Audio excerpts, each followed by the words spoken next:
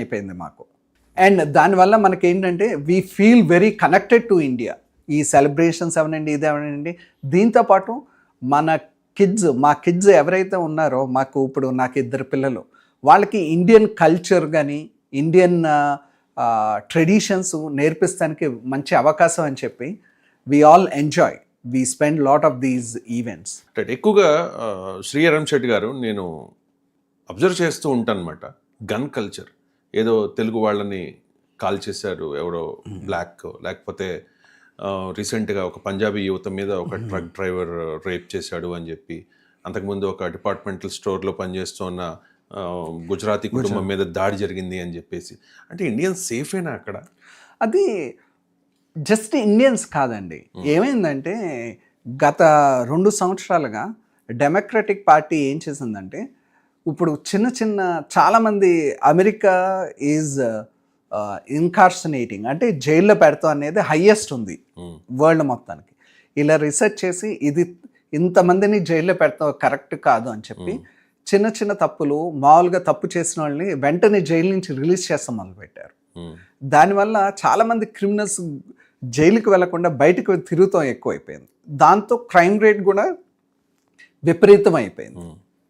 దాంతోపాటు వలస వచ్చి ఇప్పుడు అన్డాక్యుమెంటెడ్ ఇమిగ్రెంట్స్ చాలామంది వచ్చారు.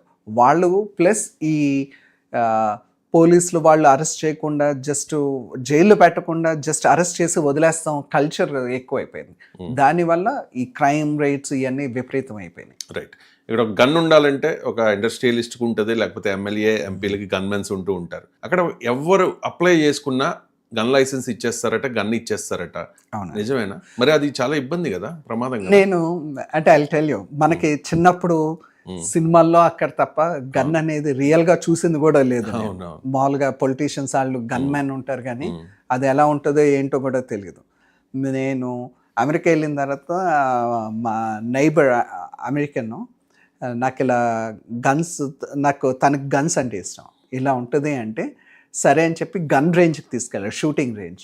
మనం ఏమనుకుంటాం అంటే షూటింగ్ రేంజ్ అంటే మన గన్ మనం తీసుకెళ్ళాలి, అక్కడ ఏవో బుల్లెట్లు ఉంటాయి అయ్యి అనుకుంటాం. కానీ ఆ గన్ రేంజ్కి వెళ్తే అక్కడ 300 గన్స్ ఉన్నాయి, రియల్ గన్స్. వాడు నీకు ఏ గన్ కావాలో ఆ గన్ సెలెక్ట్ చేసుకో.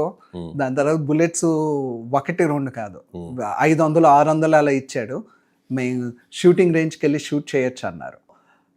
అండ్ గన్ కల్చరు అమెరికాలో చాలామందికి అర్థం ఉంది ఏంటంటే, వాళ్ళకి ఇండిపెండెన్స్ 1776లో వచ్చేప్పుడు వాళ్ళ అమెండ్మెంట్లో ఉందండి, వాళ్ళ కాన్స్టిట్యూషన్లోనే ఉంది, every person has a right to bear arms అని. సో అది అడ్వాంటేజ్ తీసుకుని చాలామంది మిస్యూజ్ చేస్తున్నారు. ఇక ఫైనల్గా నెక్స్ట్ మంత్, ఐ మీన్ డిసెంబర్లో 4th 5th డేట్స్లో పోర్టోరికాలో IT serve synergy annual conference జరగబోతోంది. ఈ కాన్ఫరెన్స్కి ఆంధ్రప్రదేశ్ ముఖ్యమంత్రి చంద్రబాబు నాయుడు గారు కూడా రాబోతూ ఉన్నారు. మీరు కూడా పార్టిసిపేట్ చేస్తున్నారు. ఏంటి ఆ ప్రోగ్రామ్ గురించి?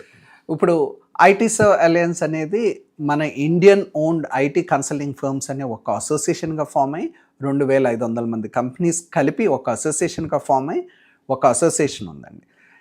ఈ అసోసియేషన్ వచ్చి small and medium size businesses, Indian owned బిజినెసెస్లో బిగ్గెస్ట్ ఆర్గనైజేషన్. అండ్ యుఎస్లో ఎవ్రీ ఇయర్ ఒక కాన్ఫరెన్స్ అంటూ చేస్తాం. లాస్ట్ ఇయర్ లాస్ వేగస్లో చేసాం, ఈ ఇయర్ వచ్చి పోర్టోరికోలో ఉంది. ఈ కాన్ఫరెన్స్కి వీ హ్యావ్ అంటే సిగ్నిఫికెంట్ బిజినెస్ లీడర్స్ని అందరినీ ఇన్వైట్ చేస్తాం.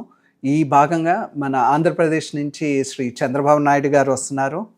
అలాగే వివేక్ రామస్వామి, ఆయన వచ్చి last year presidential candidate, very good orator, ఆయన కూడా కీనోట్ స్పీకర్ కింద వస్తున్నారు. This is a place where all IT consulting businesses ఒక 2300 పీపుల్ 2500 పీపుల్ అటెండ్ అవుతారు. ఓన్లీ బిజినెస్ ఓనర్స్ అండి, వాళ్ళ ఎంప్లాయీస్ కాదు, only business owner. This is a very good business networking place for anybody to come and join. Right అండి, thank you so much Shri Aram Shetty గారు. So ఇది CEO of American green solutions and లిప్సిస్ IT services CEO